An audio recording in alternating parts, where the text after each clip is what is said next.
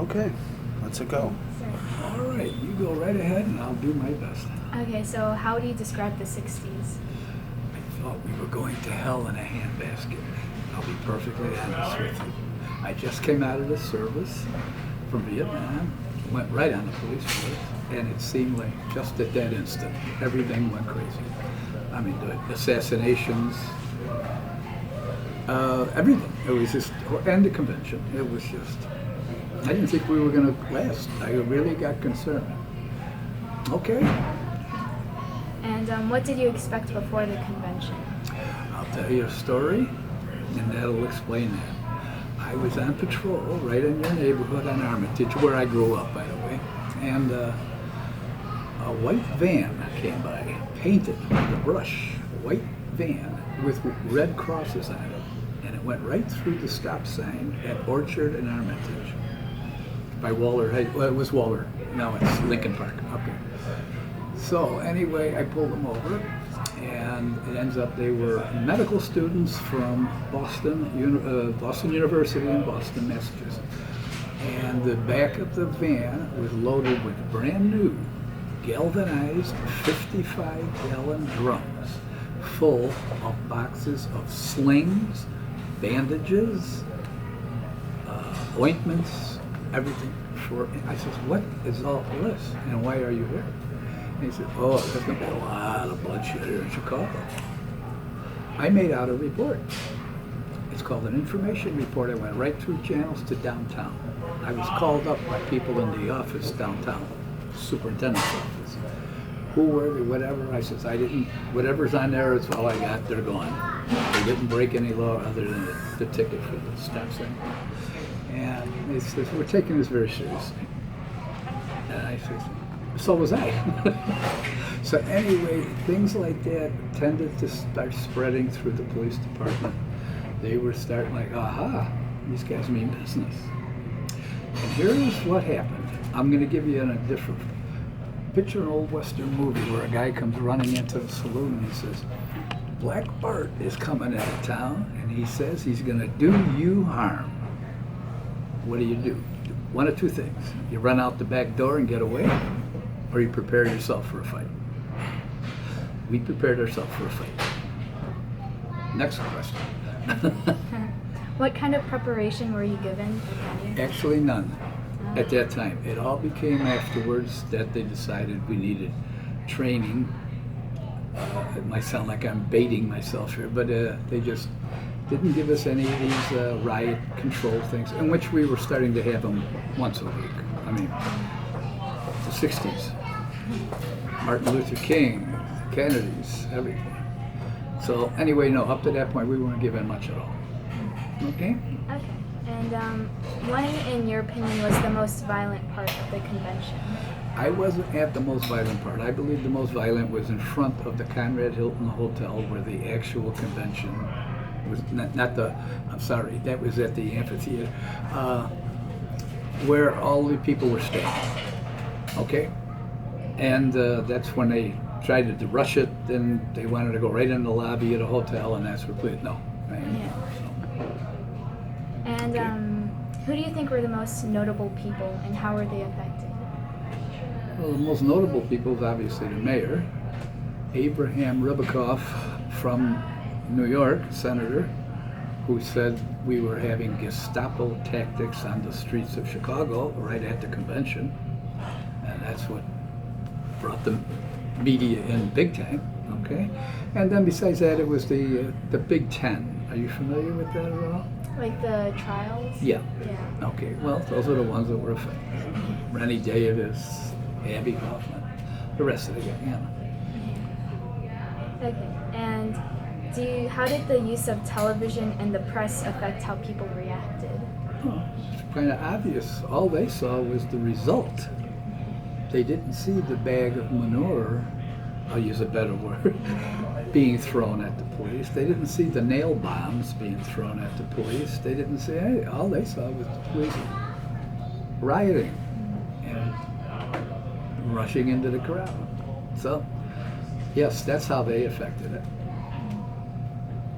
And how do you think the image of Chicago changed? Oh, we had a black eye, I guess. As you know, the term was police riot. Yeah. So, yeah. Daley took a punch in the eye, basically, figuratively speaking, right? Because then he was God. He made the presidents of the United States. He was the kingmaker, as they call him. Anyway, yeah. So how do you think the police and you were treated before and after? Before, there wasn't much going on. I mean, you know, the other riots and everything, nobody had any complaints because all we were doing was our job, and that was it. And afterwards, the books were written. Who was soon to be the governor of Illinois, who also went to jail, Governor Walker. He wrote Rights and Conflict, or this other book. And I can't, which one did he write? Anyway, he's the one who called it a police riot, but it's an investigation. And the books all around. It's gave a black eye to the city and the police. Okay. So how did it affect your life personally? I lost a few friends, believe it or not, because we were all young. I was 22 years old, and a lot of them had different opinions. And I'd be out with them socially one night, and then the next time, all of a sudden, now they're not talking to me. You know, whatever. Even though a couple of them, we had it out. I mean, I don't mean physically. I told them what I saw and what I thought. They told me what they saw and what they thought. Nobody changed anybody's mind. And what do you think were some of the impacts that this had? Well, the police training started. I mean, they had to do something to show that we really needed it, you know. So I don't know how else to put it. After all the bad press and everything, they had to show that they were trying to correct a problem, whether it existed or not, you know. So, what was it like immediately after? Quiet. Very quiet. The streets were quiet. Some citizens would come up to you and says, "Nice job." One brought it up on TV.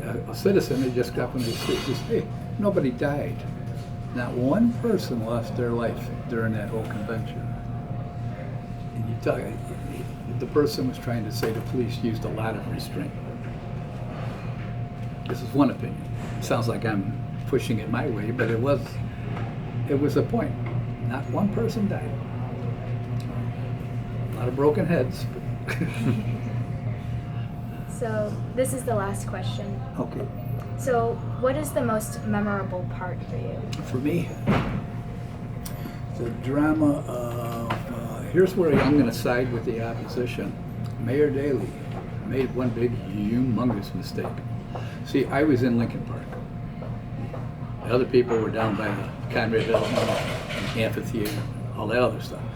So anyway, all I saw basically was, for the most part, is what happened in Lincoln Park.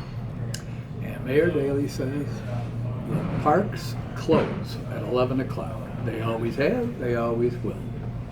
And at 11 o'clock, any of those people in the park, we're going to clear it out. We were saying to ourselves, we got them right where we want them. They're in the park, they're contained, they're not doing anything right now other than whatever they do. And why upset them? And sure enough, they ordered it, get the gas, clean out the park. I believe it was a mistake, because when they had to leave the park, where did they go? They started marching down Clark Street, marching down this street, marching down all the way to Conrad Hilton. So now we got to get on buses and head them off and build a line to stop them. So, and we had them for the night, basically. I mean, they were breaking rules and breaking laws, but when you have, now you had the people. They were out for a lovely night in Lincoln Park with their girlfriend or boyfriend, and they're holding hands, and here comes 1 million people by, hey, this looks like a cheap date. Let's jump in and have some fun. They got in, followed them down, just grew out of hand. All of that would not have occurred if they left them in the park and let them stay there for a minute. one insight that you might have heard before or maybe not. Okay?